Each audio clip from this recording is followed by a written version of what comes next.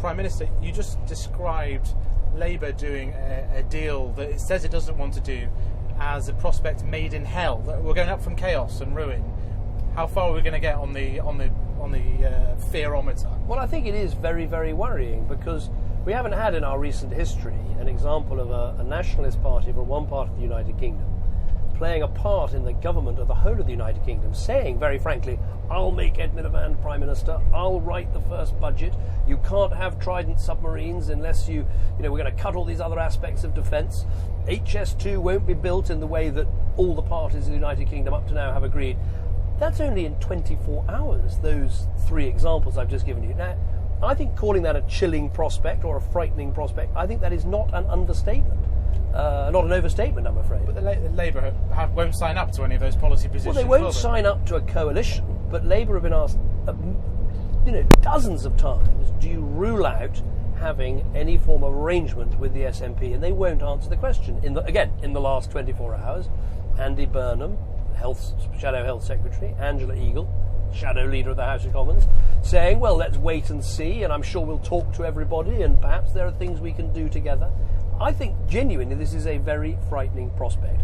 The SNP, look, Nicola Sturgeon is a deeply plausible politician and speaks very clearly and all the rest of it, but she's only got one major aim in life, and that is to break up the United Kingdom. These separatists, they're not interested in making the Westminster Parliament stronger. I mean, ask yourself this question. Does Nicola Sturgeon at the end of 5 years want people to look back and go, oh, well, that was a good government in Westminster. The Westminster Parliament's working well for me. No, of course not. She wants to break up the Westminster Parliament and break up our country. But that's just minority government. Labour have said nothing other than if the parliamentary arithmetic falls like that, they'd have to consider the views of all the minority parties. That's just how it would work. They should do what I'm doing, which is to rule out any form of arrangement with the SNP. You'd physically stop SNP MPs going through the division. You can't physically stop them voting, but you can stop any form of conversation or agreement or understanding with them. Because there is no understanding you can reach with a group of people that want to break up your country. Now, hang on though. When you were Conservative leader in 2007, you must have greenlighted Annabel Goldie supporting the SNP in a minority government in Holyrood. But there's a world of difference, because of course in the Holyrood Parliament, that is a parliament that the SNP thinks ought to exist. Did you give permission for that arrangement? I talked to Annabel Goldie about all those things. And you said, yes, we will support, as Conservatives, a minority SNP government. No, there's a huge difference, because the Holyrood Parliament is something the SNP believe in. Right? The Westminster Parliament, they think, should be abolished. They think the United Kingdom shouldn't exist. So this is not a group of friendly people coming down to Westminster with some good ideas for how to run Britain. All they want to do is to create a set of circumstances where the breakup of our country becomes more likely. You could have pulled the plug on the Alex Salmond government in Scotland back in 2008-09 when he was struggling to pass a budget, but you allowed your Scottish leadership to continue. Yeah, but there's a world of difference. We wouldn't be here today. We wouldn't even had a referendum. Well, there's a world of difference between what happens in Holyrood, a parliament that the SNP believe in, and what happens in Westminster, a parliament that the SNP don't believe in. Can I take you back to September the 19th, to 7 a.m, when you made that speech after the referendum? At 5 a.m, Alistair Darling calls you and says, do not do this. You're letting Alex Salmond back in the front door. Isn't the truth? You're saying that there are threats from Labour and the SNP, but your actions at 7 a.m. let the SNP back in the game when they've been defeated. I don't accept that for a moment. The SNP, the proposition of separation was defeated, and that remains the case. But as Prime Minister, I think it's right to speak for the whole of the United Kingdom. And I think it's quite right that just as we've delivered on Scottish devolution, we're going to deliver more on Welsh devolution. We've maintained and actually strengthened the institutions in Northern Ireland. So it's time for the English voice to be heard as well. And so you're stoking up English nationalism? No, not at all. I don't think the English are nationalistic at all.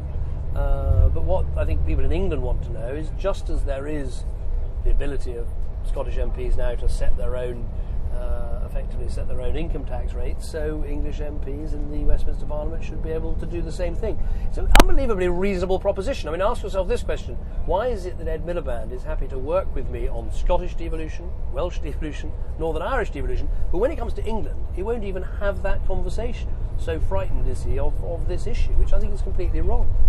Your speech today talked about this Carlisle principle. It seems to be in the back of your mind, and if you look at the work the Scottish Conservatives did, that there is a vein of thought that sees Britain becoming a bit more federalised? Could you imagine the United Kingdom after 5 years? I don't think a full sort of federal state works, because when you look at the United Kingdom, England is so much bigger than the other parts that I think it would be a very unbalanced federal system. So I think what we have to do is to make devolution work better in the nations of our United Kingdom. So Scottish and Welsh parliaments, in my view, that should have these tax-raising powers. So they're not just organisations for spending money, they've got responsibility for raising it. And then in England, I think what we need is the ability for English MPs to have the decisive say over those matters that affect England. Then I think the issue could settle down. We haven't reached a resting place on this issue, and that's what I badly want us to reach. So you were talking the good life at the manifesto launch last week, and now we have images of hell from an SNP-supported Labour. Well, I don't know whether you were at the rally I was just speaking at, the first half of which was very clear about the positive message, about a plan that's working, 2 million more people in work, 750,000 more businesses, a strongly growing economy. I mean, there's an incredibly positive message and positive offer from the Conservative Party, but I don't hide from people the fact that there is a choice. All of this is put at risk by Ed Miliband and the SNP. And, out of our own, I mean, Nicola Sturgeon's key ask in her manifesto today is an additional £148 billion of borrowing. Now, don't tell me that's not important. That is a massive statement of intent by a party that thinks it could hold, Ed Miliband's feet to the fire in government. To be clear, though, you're saying that this is relevant because Labour can't win a majority, but you don't know that. So well, the figures. The figures. Have you become a psephologist, Prime Minister? Well, I haven't, but all the psephologists I know, and indeed every other thing, points out that it's almost impossible for Ed Miliband now to win an overall majority. Now, given the that, same goes for the Conservatives. No, that's not the case. We are 23 seats short of a majority. So if we hold the seats we have and win 23 more seats, perfectly possible in our system, and then we'd have a majority. Respectfully, you haven't had a poll showing a 7% lead since the spending review of 2010. We had a poll with a 6% lead last week, for instance. So, anyway, the only poll that counts is on polling day. But look, the maths of the election is quite clear, and it's an important fact, because we're 23 seats short, so I want people to feel empowered that if they want to continue with the plan, if they want the 2 million more jobs, if they want the plans in our manifesto, the right to buy your house, more childcare, then they can vote for those things knowing we're only 23 seats short of delivering those things and stopping the nightmare of a SNP Miliband concoction. So let's talk about the right to buy then. You reheated that as a policy. Reheated's a bit unfair. This is a massive policy that would give millions of people the right to do what I suspect you've already done and buy your own home. So do you think, when you look at the policy from 2012 that you already announced, and even from the 1980s, a feature of the record of that policy is that you have not replaced the social houses? So it's easy to say you will not with this, and there'll be less. Obviously, it takes time to replace. You get the receipt from the house you sell, and you then need to spend that money in the same area building a new house, and that takes time. But the ambition of one-to-one replacement is absolutely there. And the difference and advantage with this policy, because we're saying that local councils should sell off their most expensive properties when they become vacant. Some properties in London, council properties, worth £1 million.